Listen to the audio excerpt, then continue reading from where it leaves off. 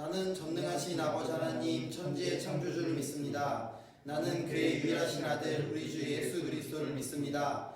그는 성령으로 잉태되어 동정녀 마리아에게서 나시고 본디오 빌라도에게 고난을 받아 십자가에 못 박혀 죽으시고 장사된 지 사흘 만에 죽은 자 가운데서 다시 살아나셨으며 하늘에 오르시어 전능하신 아버지 하나님 우편에 앉아 계시다가 거기로부터 살아있는 자와 죽은 자를 심판하러 오십니다. 나는 성령을 믿으며 거룩한 공교회와 성도의 교제와 죄를 용서받는 것과 몸의 부활과 영생을 믿습니다. 아멘. 할렐루야. 우리가 이 시간 부활하신 우리 예수님을 같이 찬양했으면 좋겠습니다. 우리를 위하여 이 땅 가운데 오신 우리가 그 예수님, 우리가 같이 주님의 이름을 높이며 함께 찬양하며 나가도록 하겠습니다.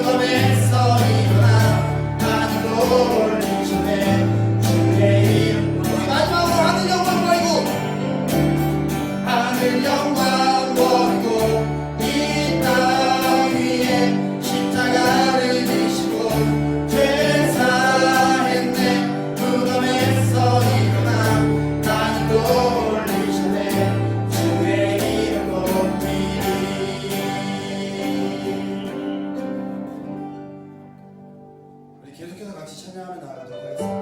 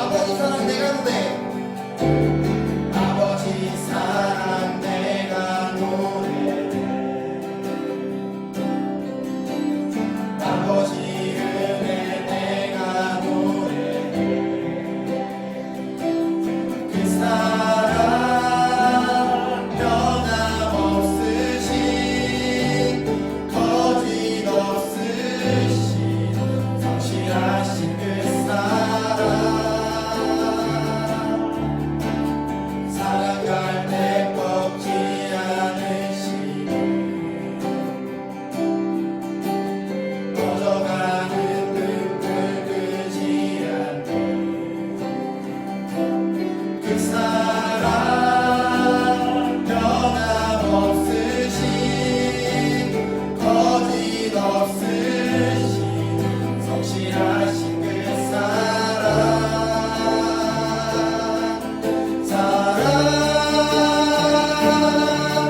그 사랑 날 위해 주신 날 위해 다시 사신 예수 그리스도 다시 오실 그 사랑 죽음도 생명도 천사도 하늘의 어떤 권세도 끊을 수 없는 영원한 그 사랑에 그 사랑 날 위해 주신 그 사랑 날 위해 주신 날 위해 다시 사신 예수 그리스도 다시 오실 그 사랑 죽음도 생명도 천사도 하늘의 어떤 권세도 끊을 수 없는 영원한 그 사랑 우리 마지막으로 고백하겠습니다. 그 사랑 그 사랑 날 위해 주신 날 위해 다시 사신 예수 그리스도 다시 오실 그 사랑 죽음도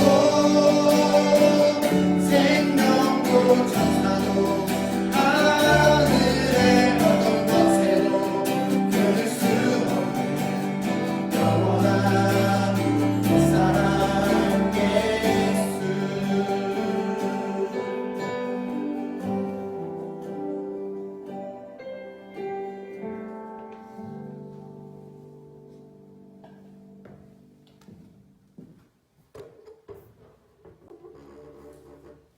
우리 삶의 이유가 되시는 주님, 오늘도 주님 앞에 나와 우리가 예배할 수 있게 해주시니 정말 감사드립니다.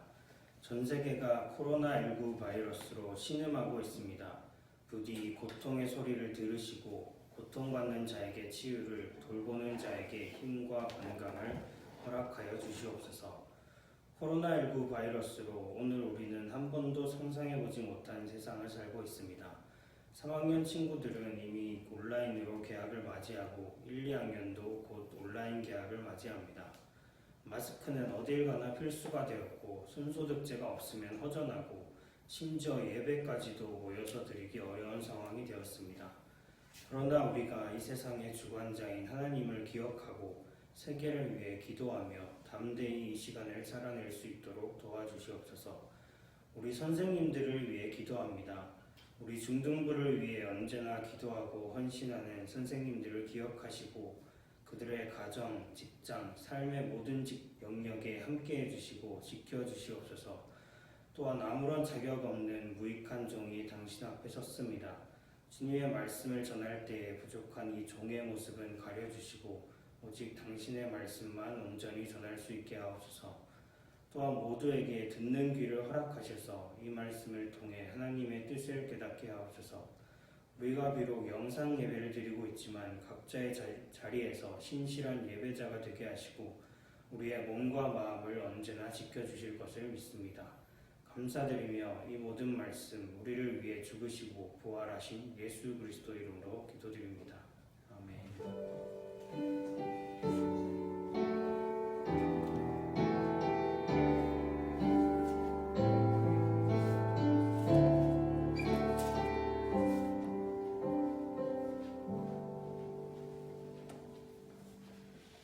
오늘 우리에게 주신 말씀은 고린도전서 15장 14절 말씀입니다.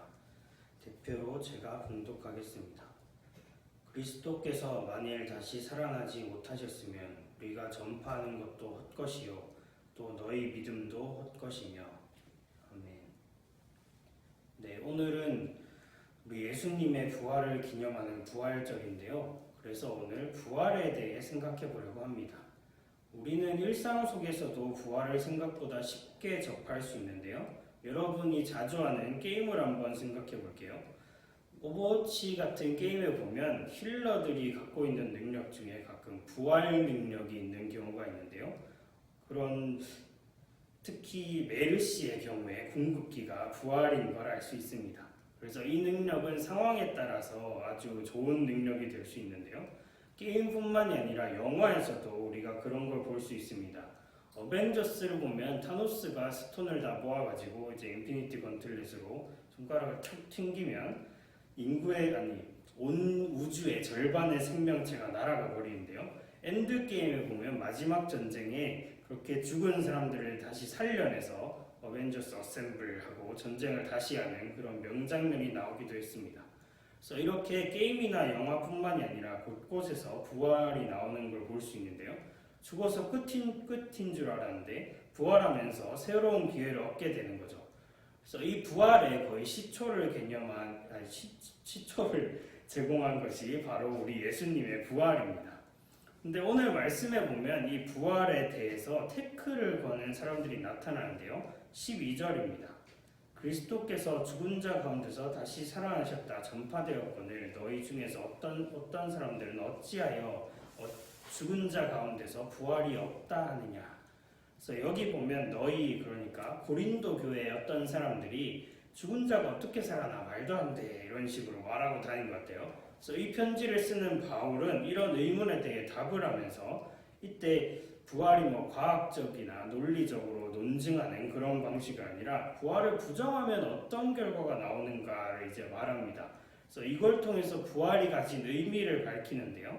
그래서 13절에 보면 죽은 자의 부활이 불가하다면 당연히 그리스도의 부활도 불가하다라고 밝힌 후에 14절에 그리스도의 부활이 거짓이라면 우리가 전파하는 것도 헛것이고 너희가 믿는 것도 헛것이다 라고 말해요.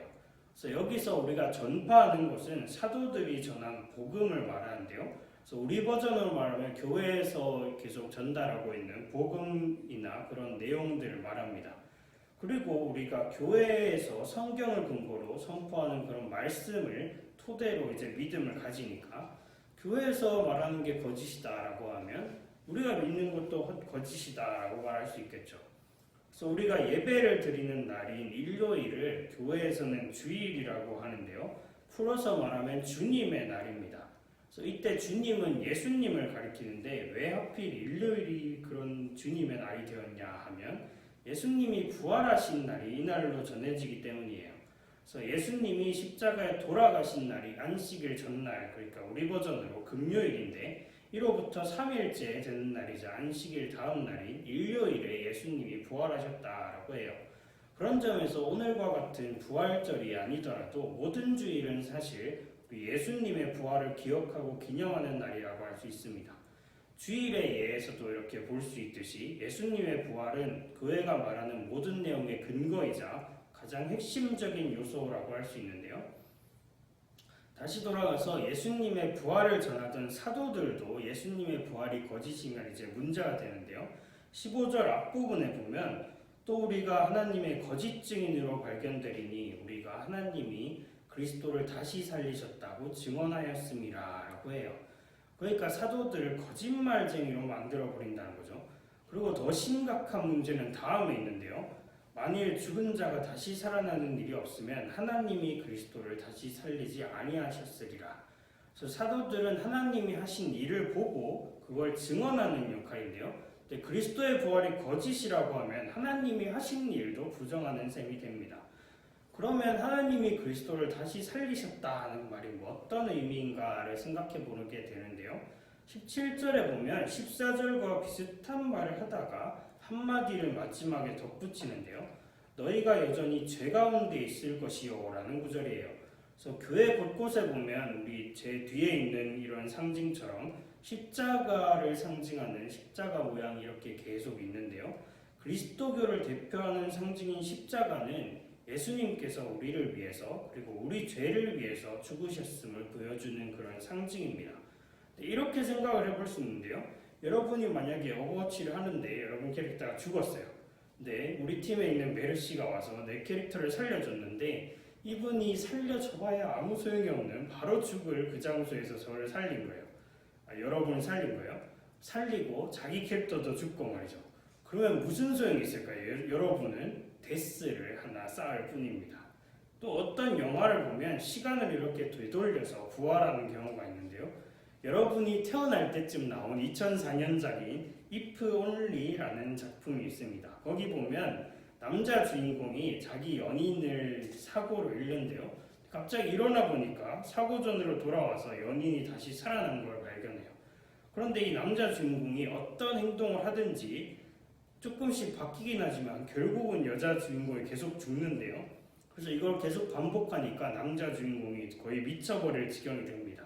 그래서 운명에서 벗어날 수 없다라는 걸 보여주는데요. 그래서 결말이 스포라서 제가 말하지 않겠지만 이 영화가 보여주듯이 부활한다고 해도 만약에 운명이 변하지 않는다라고 하면 별로 소용이 없다라고 할 수 있어요. 그래서 십자가에서 예수님께서 우리를 위해 우리 죄를 대신해서 돌아가셨다라고 했는데요. 근데 돌아가시고 끝이었다면 어떨까요? 또 부활하시지 않고 그대로 끝났다면 어떨까요? 부활이 없다면 먼저 예수님은 우리에게 그저 희생한 사람으로만 기억될 거예요. 착한 이웃을 위해서 목숨을 버린 그런 사람 정도인 거죠. 그래서 듣는 사람들은 예수님이 우리를 위해서 돌아가셨구나. 그래서 뭐? 라고 반응할 수도 있는 거죠. 그리고 이렇게도 말할 수 있어요. 예수님이 그 십자가에 박혀서 돌아가셨다라고 했는데 그러면 그냥 죄인이라서 죽은 거 아니야? 아니었다면 증거가 있어? 라고 말할 수 있는 거죠. 또 이건 우리에게도 문제가 되는데요. 뭔가 근본적인 변화가 없이 새로운 기회를 받으면 아까 오버워치나 If Only에서처럼 우리 운명이 근본적으로 변하지는 않았기 때문에 다시 죄를 짓다가 또 죽을 운명이다라고 생각할 수 있겠죠. 근데 하나님은 십자가에 돌아가신 예수님을 다시 살리셨다라고 해요. 이거는 앞서 말한 모든 의문들을 해소합니다. 먼저 다시 부활하신 예수님은 그저 희생되어 돌아가신 분에 그치지 않고요. 모든 문제, 심지어 죽음까지 이기고 다시 살아나신 분이 됩니다. 그리고 죄인이 아닌 온전한 의인이셨다라는 걸 확증해 주시기 위해서 하나님이 다시 살리신 거죠. 그리고 우리 운명까지 바꾸시는 그런 사건이라고 할 수 있는데요. 십자가에 돌아가신 그 예수님이 다시 살아나시면서 죄 가운데 있던 우리의 과거가 모두 바뀌었고 우리는 새로운 삶의 기회를 얻게 되었습니다. 그리고 하나님을 깊이 신뢰하고 순종하셨던 예수님이 다시 살아나셨기에 지금 여기에 있는 우리도 예수님을 따라서 하나님을 깊이 신뢰하고 순종하는 삶을 살 수 있는 거죠. 19절에서 그래서 바울은 이렇게 말합니다. 만일 그리스도 안에서 우리가 바라는 것이 다만 이 세상의 삶뿐이면 모든 사람 가운데 우리가 더욱 불쌍한 자리라. 그래서 우리의 과거가 바뀌고 우리의 형제의 방향이 제공되더라도 우리의 미래, 그러니까 죽음 후에 아무것도 없다면 우리가 살아갈 힘을 얻지 못할 거예요. 그럼 예수님을 따르면서 살아가는 삶은 정말 고단한 삶으로만 여겨지겠죠. 하지만 예수님의 부활은 그분 안에 거하고 있는 우리도 다시 살아나서 하나님을 뵙고 하나님과 함께 영원히 살아가게 될 것이다 라는 소망을 줍니다. 이처럼 예수님의 부활은 우리의 과거를 바꾸고 우리의 현재의 방향을 제시하고 우리의 미래에 소망을 주는 사건이라고 할 수 있어요. 요약하면 예수님의 부활은 여러 가지 의미에서 중요한 걸로 보이는데요. 부활은 먼저 기독교에서 말하는 복음의 핵심 토대이자 우리의 믿음의 핵심이고 우리 예수님의 죽음의 의미를 완성해 주어서 우리 과거, 현재, 미래, 우리의 운명을 완전히 뒤바꿔 놓는 사건이 됩니다. 그래서 부활절인 오늘 우리는 다시 한번 십자가에 돌아가신 예수님께서 다시 살아나셔서 우리에게 소망을 주신 것을 기억해 볼 필요가 있습니다. 이제 우리는 십자가에 달려 죽으신 예수님을 다시 살리신 하나님께서 예수님 안에 거하는 우리 역시 그렇게 살릴 것을 확실히 믿을 수 있습니다. 그리고 십자가의 고난이 헛되지 않은 것을 확인하면서 우리는 이 세상에서 예수님을 따르는 우리가 감당할 십자가의 고난 역시 헛되지 않을 것이다 라고 확신할 수 있습니다.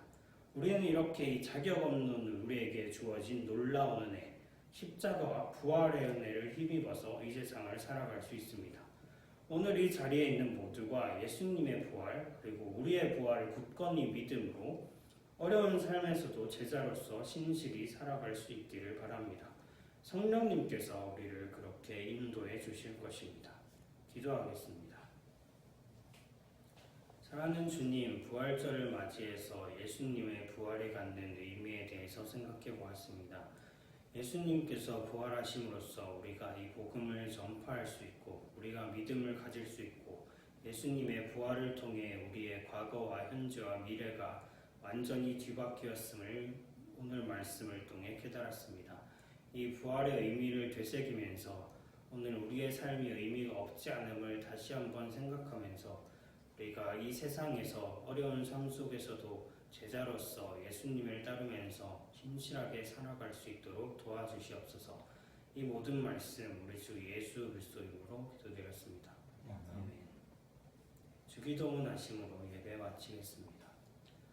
하늘에 계신 우리 아버지, 아버지의 이름을 거룩하게 하시며 아버지의 나라가 오게 하시며 아버지의 뜻이 하늘에서 같이 이 땅에서도 이루어지게 하소서. 오늘 우리에게 일용할 양식을 주시고 우리가 우리에게 잘못한 사람을 용서하여 준 것 같이 우리 죄를 용서하여 주시고 우리를 시험에 빠지지 않게 하시고 악에서 구하소서. 나라와 권능과 영광이 영원히 아버지의 것입니다. 아멘.